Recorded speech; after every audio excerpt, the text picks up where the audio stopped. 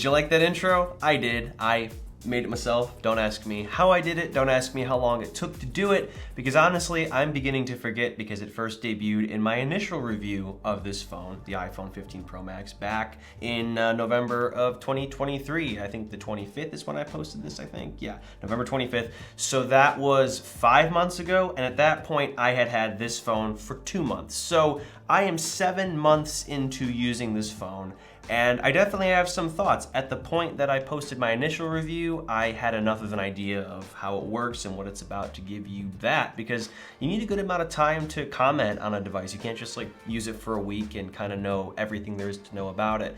And in that review, I basically said, and I encourage you to watch it, that this is like the perfect iPhone. You know, this is the iPhone that we've been wanting for years, and Apple just, you know, slowly chips away and refines and refines and refines. And this was the culmination of all of that. You know, the perfect 12 Pro Max style phone. They improved the display, you know, high refresh rate, thin bezels, better internals, better camera. USB-C was a big one. And now, you know, we're sort of at a new phase for iPhone. The bar has been raised, and now, you know, we kind of know what to look for and nitpick, because before there were other glaring issues with connectivity and also battery life too. So in this video, I want to talk about the things that still stand out to me that are great with this phone, but more importantly, we'll get to sort of the issues or the improvements I'd like to see with the next generation, especially considering how expensive these phones have gotten, starting out at $1,200. So yeah, let's just begin with what I've enjoyed about this phone. First up, the design is really underrated, and I know people are like, oh, it's the same phone we've seen since 2020. What's new? Can't they change it up? No, that's not what Apple does, and they don't care. And I mean, I cannot deny that I'm a little biased. Look at the posters in the background, look at my shirt, look at my channel banner, like duh, like I like Apple. But I'm a firm believer of if it ain't broke, don't fix it. And a lot of Apple's designs are like that, so much so they bring them back. I mean, look at the MacBook Pros, for example. Those looked kind of interesting for a few years. And then they recycled PowerBook and unibody MacBook Pro designs from 10 years or so before. And those devices look fabulous. This is the case here. And let me take this case off here. Ha, no pun intended. Yeah, they, you know, have kept the design, but they have made two important changes. One, the introduction of titanium is a big deal. I think it is a really great material for the Pro line because, you know, I think stainless steel was a bit too heavy. It was nice, it was surgical, it was precise, but it just got to be a bit much, and it looked kind of crappy in like some of the colorways like gold and Sierra blue and Pacific blue. Ugh. But yeah, it's a lot more subtle here, more matte, and a lot lighter. And I said in my initial review, because the frame is lighter, you just have less, or there's less torque required to sort of whip the phone around, so it feels a lot lighter, even though it isn't way lighter. But yeah, I love that. But what might be more important than the introduction of titanium are these really wonderful curved edges. And this solved a complaint that I had with the iPhone for a while. I mean, granted, I use a case for the most part, so I don't always encounter this, but you know, I had a caseless moment when I didn't like the fine woven case that I got after pretending to like it. And like, I didn't pretend, I was trying to be like, yeah, it's good, and it just ended up feeling like paper, and you know, never used it since. But no, these rounded corners make this phone really comfortable while maintaining this really nice, precise, industrial look. It's the best of both worlds when it comes to like the iPhone 5 and 4 style design, plus the iPhone 6 through like 10 and 10s and 11 Pro design, because those were great, but they sort of were either too rounded or too sharp. This is the perfect blend of the two, and I have been enjoying that since. And last up, I want to say here, I think maybe two things I'll say. I was planning one, but I'll bring up something else. USB-C, you know, it isn't like a miracle. I don't want to give Apple too much credit, but it has made a big difference, because just having one cable to worry about to charge, you know, my Mac, my iPad mini, and my phone has been wonderful, especially while traveling. Although I will say I haven't really used it for wired connectivity or data transfer. I know people were upset that the 15 only has 2.0 speeds, but quite honestly, in this wireless world that we live in, it's not that big of a deal, at least in my book. And last up here, and it's a good thing we're zoomed in because I want to talk about the camera, the new 24 megapixel file size or image quality standard is fabulous. And it's also something introduced with the 15 series, so don't discredit those regular phones. This is across the board a 15 feature. We now can downsample from the full 48 megapixel main camera, and it gives us much higher resolution images standard. Whenever you take a photo, there's more pixels going around and you can zoom in. Like, let me pull something up here. Okay, I found the perfect picture to show off 24 megapixel. I'm not even gonna show you anything else because this does it so well. This is a picture I took of my A6700, sort of like a small compact APS-C camera when I was in New York. And I captured this standard. We can even look at the metadata here. Main camera, 24 megapixels, so no Pro RAW, not even the full 48 megapixel here. And I can zoom in on this picture and just see so much detail, in my hand, in the camera strap, in the buttons, in the sort of detail or sort of material on the camera body. I mean, I've never seen that before in an iPhone because 12 megapixels has been the standard for so long. And other phones have had that. I don't want to say like this is a brand new industry standard feature, but Apple took their time to do this really well because it looks so good. Like, it's almost DSLR mirrorless quality with your phone, whereas before you zoom into a picture and you would just lose quality. I'll try to find something. Okay, so here's an example of a great 12 megapixel photo with some guy, you might know him, also taken in New York. This was taken with the 13 Pro, great camera. This is the main camera 1x at 12 megapixel.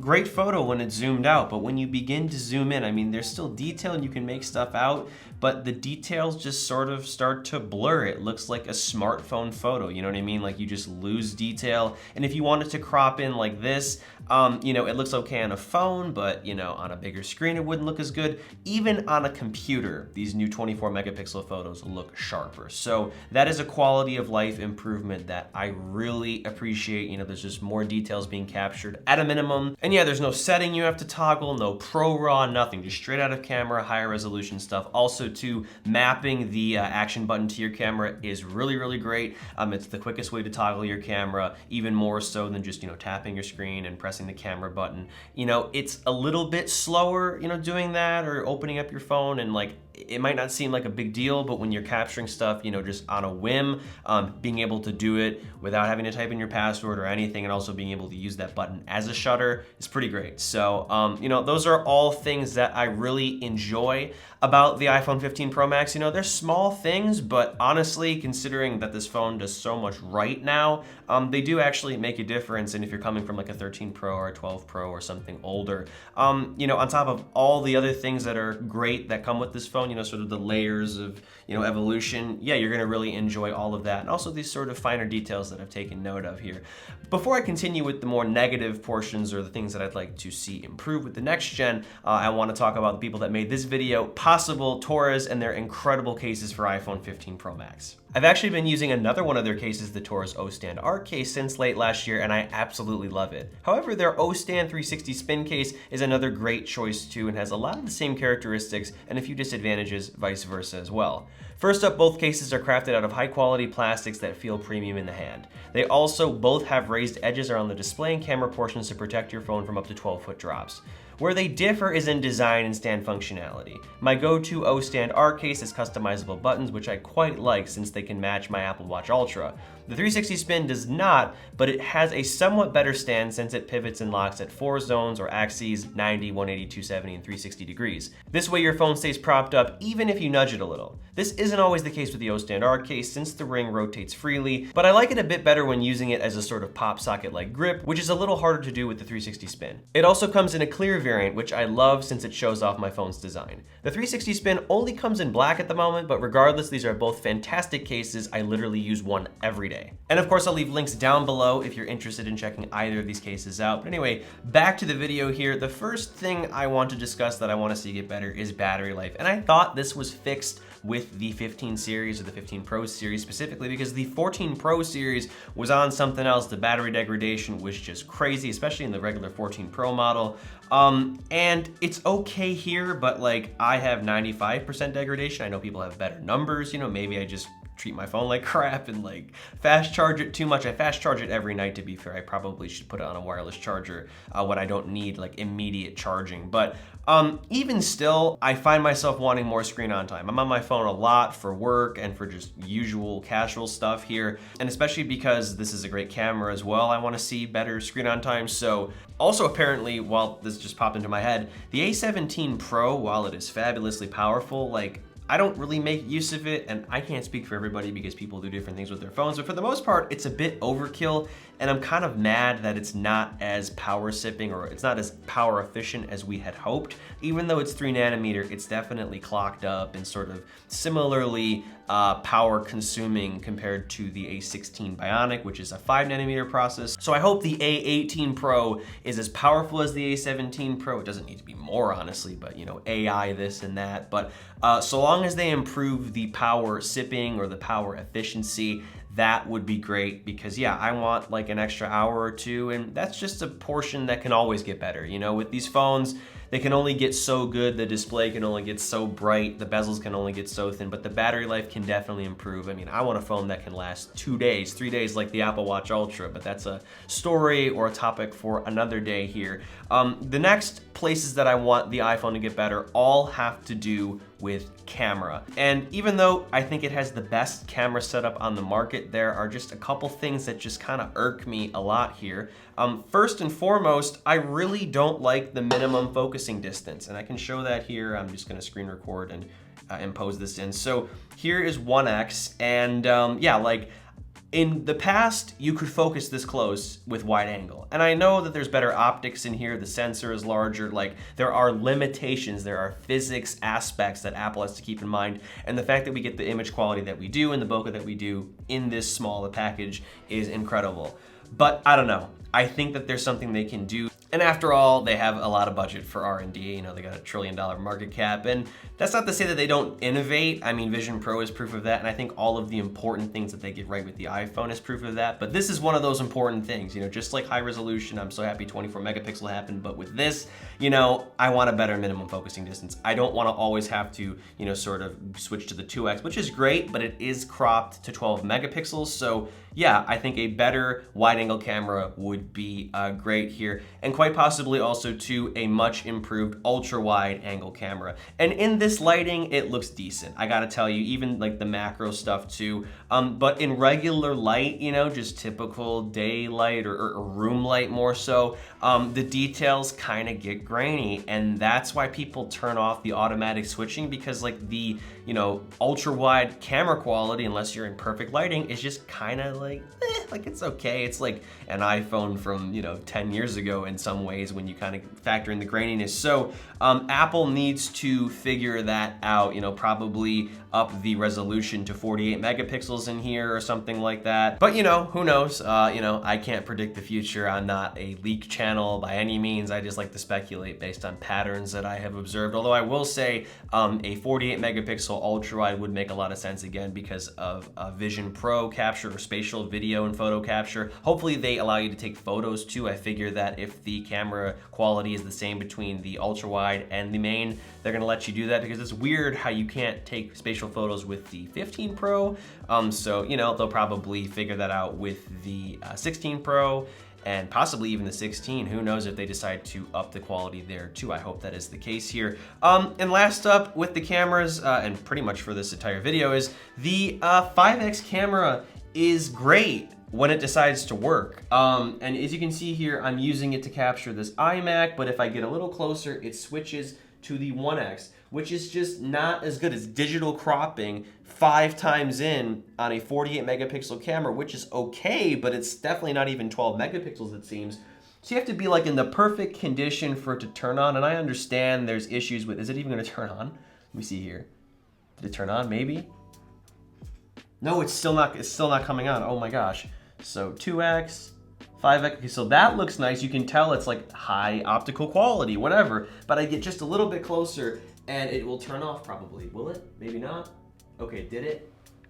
Yeah, that is definitely digital crop. Yeah, so, you know, I'm a big fan of telephoto cameras. I paid good money to have this capability here, and I wish that Apple gave you, you know, a manual override for that, just like we get with the macro camera switching and all of that, because, you know, yeah, I know that not every lighting condition is perfect and I might not be far enough away, but it almost seems like there's like a sweet spot where you could like get really nice, you know, photos and at 120 millimeters, but you can't because you have to keep in mind that Apple sort of decides when you can use the camera for you. I don't like that. I want more control over my hardware. So anyway, to summarize and to conclude, like this is some high school English paper, really happy with the design, really happy with the display. I didn't have anything to say about it. I think it's fabulous. It's bright. Maybe it gets brighter. Maybe the bezels get thinner. Maybe the dynamic island disappears. Not this year, but you know, like I'm chilling with this. USB-C is nice. The performance is nice, but you know, what I'd like to see with the next gen is better power efficiency,